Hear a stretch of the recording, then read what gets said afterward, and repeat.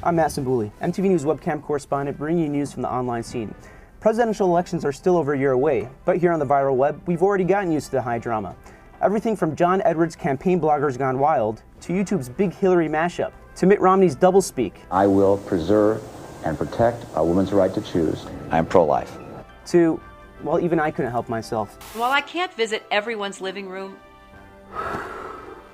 I can try. And now the latest drama to hit the web, Barackspace. This looks like Barack Obama's MySpace, but originally belonged to one-time Obama supporter Joe Anthony, who launched it back in 2004.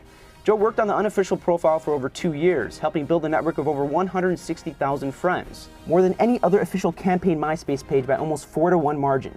But on Monday, by request of Obama's campaign staff, MySpace closed down Joe's profile and redirected all of its traffic to the official Obama MySpace page with the same URL. Blogger Joe claims the page is his to give away. For their own part, the senator's campaign staff posted a blog entry on his website explaining that the URL is under Obama's own name and therefore they should control the profile. There was a time when blogger Joe and blogger Barack shared the site amicably, working together on the content and sharing its password to make changes. But then their blogger spheres collided. As the profile's popularity exploded, Obama's staff became worried about relinquishing control to an outsider, and they asked him to turn it over. Lengthy talks ensued, payments were proposed, to no avail. I sent a message to Joe's newly launched MySpace, and we hooked up for a phone conversation. Joe, it seems the relationship with Obama's campaign staff was fine to start off with. Why'd they request ownership? They decided they'd rather just have full access to it. They suggested a one-time fee. At that point, I didn't want to just turn the profile over to them. Given the typical consultant fees paid out by campaigns, how did you react when Obama's campaign staff declined to pay you $39,000 for your services to set up the site? Of course it surprises me. The way I look at it is like this. Say you have 160,000 supporters.